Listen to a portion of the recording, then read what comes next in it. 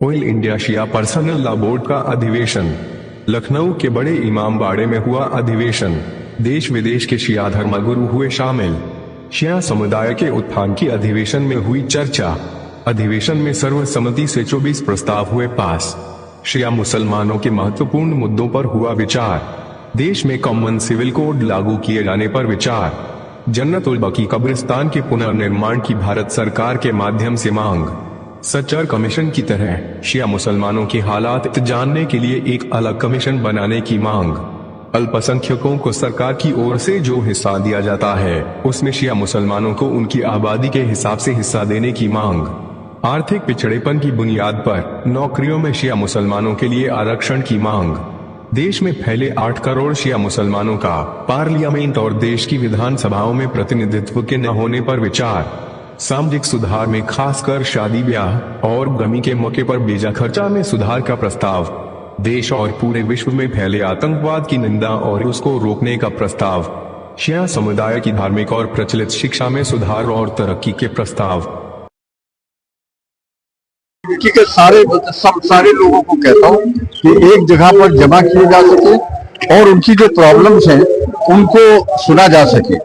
और जब आपकी कम्युनिटी में, मुस्लिम कम्युनिटी में भी इत्तेहाद होगा तो लोग आपकी बात सुनेंगे।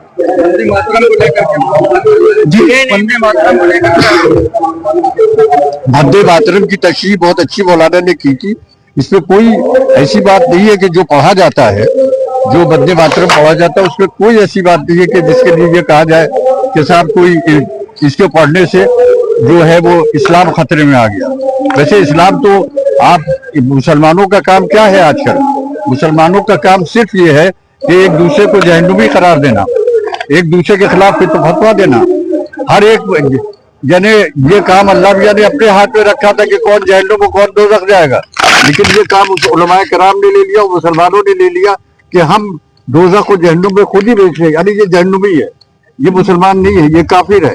अरे आपको क्या हक है कहने का? ये हाँ आइए, आप आइए। नहीं आप देखें, वंदे मातरम के बारे में ये कहूँ कि सबसे बदकिस्मती की बात यह है कि जम्मू कश्मीर के बहुत सारे जवानों को मुख्तलिफ रियासतों में हिरासान किया जा रहा है और जो पूछने वाले हैं उनसे उनको पता ही नहीं है वंदे मातरम क्या है क्या नहीं, और जो बेचारे सुनने वाले हैं तो उनको भी नहीं पता है कि इसकी मीनिंग क्या है। अगर देखा जाए कि यह 1870 में लिखा गया है और ये सिर्फ इतना ही नहीं है बल्कि पूरे एक नज़म लिखी गई है। ये एक वतन पे, हिंदुस्तान पे वंदे मातरम, अगर इसकी मीनिंग देखी जाए, सलाम ऐ मेरे मादरे वतन है। तो इसका इतना बड़ा शोशा छोड़ा है, इस पे इतना मतलब इख्तिलाफात, मेरे ख्याल, मेरे नज़रों में तो ये कोई इतना बड़ा मसला नहीं है। बहुत ही मुस्लिम समुदाय के लोग बड़ी संख्या में इस बयान भी आ रहे हैं, लोगों भी आ रहे हैं जो मुखालफत कर रहे हैं कि वंदे मातरम नहीं कहना। उनका अपना नजरिया है, वो अपने नजरिए के तौर पे इसको पेश कर सकते हैं, लेकिन जब हम इस चीज पे इसकी तहकीक करें तो इसकी मीनिंग तो यही है कि सलाम हो मादरे वतन। अगर आप किसी जगह पे जाएंगे तो आपसे पूछे जाएंगे कि आपका आबाई गांव या आपका आबाई मुल्क कौन है या मादरी वतन क्या है, तो आप जाहिर बात आप इंडियन है, आप कहेंगे ना मेरा हिंदुस्तान है। तो जाहिर बात इसी तरह के मादरे वतन मुल्क जो भी किसी। आज शियों का ऑल इंडिया शिया पर्सनल बोर्ड का राष्ट्रीय अधिवेशन था। इसमें शियों के आर्थिक पिछड़ेपन पर, राजनीतिक पिछड़ेपन पर सच्चर कमीशन की तरफ पर एक कमीशन बनाने की मांग की गई। इमाम हुसैन अलैहिस्सलाम का नाम पाठ्यक्रम में शामिल किए जाने की बात की गई, जैसे भगवत गीता को शामिल किया जा रहा है वैसे इमाम हुसैन अलैहिस्सलाम और उनके कुर्बानी को शामिल किया जाए। कॉमन सिविल कोड की मुखालिफत हुई। इसके अलावा जो नीतीश कुमार जी ने बच्ची के साथ में उसकी नकाब नोची है, तो सारी औरतों से माफ़ी मांगे नीतीश कुमार जी, खाली मुसलमान औरत से नहीं, हर औरत की उन्हें तौहीन सलामत। वंदे मातरम को लेकर, वंदे मातरम के लिए बिल्कुल साफ नजरिया है कि हमारे लिए वतन पहले, मजहब बाद में।